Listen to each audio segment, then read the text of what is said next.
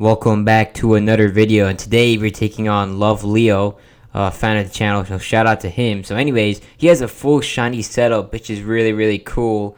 And one thing I wanted to do here was try to see if I can get a sweep with my Tyrantrum, because like legitimately I've never done that before, and I wanted to actually get that done. So I thought that this might be actually a good opponent because he gets absolutely destroyed by Earthquake and Head Smash, except with Groudon. But I mean, that would still take pretty good damage from Earthquake, I'm pretty sure.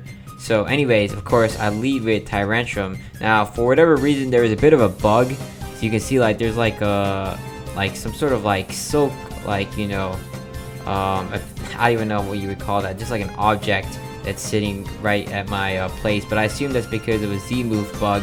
So it just happens to be there because of that. But hopefully that'll get fixed in the future. But anyways, we go for the Dragon Dance on turn 1 because we get a really good matchup to start off with, and he switches into Mandibuzz.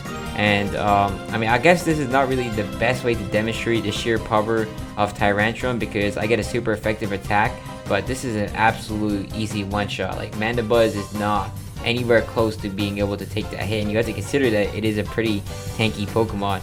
And if you really just want something with just sheer firepower, Tyrantrum is just a really good Pokemon to consider because Head Smash with Rock Head, it doesn't have any recoil. The only downside is really the accuracy, so you can just smash through anything that doesn't resist it, and even Pokemon that resist it are still going to take a pretty hard hit. So anyways, Earthquake was able to take care of the Escadrille there, and we were lucky that he did not have a Focus Sash because that could have actually costed us, because then of course he would have taken a hit and then knocked us out.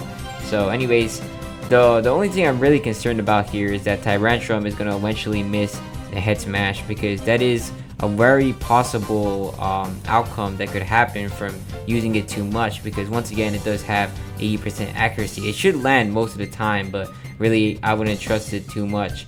So I was really debating whether I should go for Dragon Claw, but I decided to go for Head Smash just in case he had multi-scale.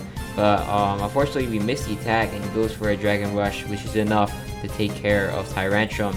And that was pretty unfortunate because I was a bit excited there to get in a sweep. So anyways, I go into Medicham, which unfortunately you can't even see anymore because of the bug.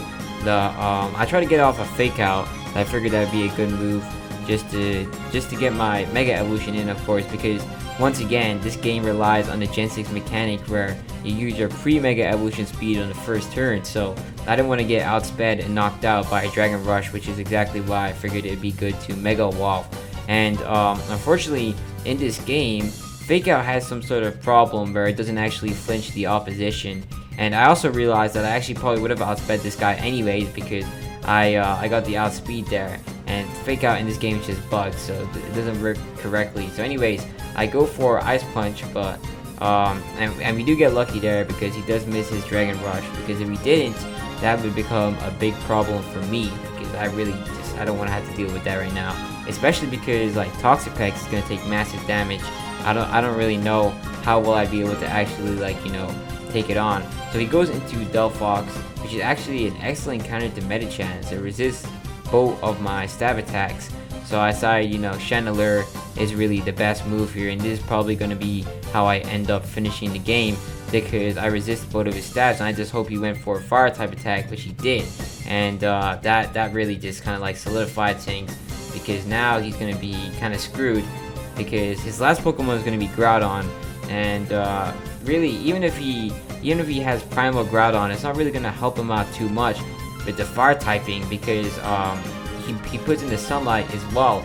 So even though he gets a resistance, I'll still do twice the amount of damage because of the sunlight, and I also have the boost to my fire type attacks. So I knock out the Delphox with a Shadow Ball, and that was just a simple and easy KO. It was not going to survive no matter what, because Chandelure is a powerhouse.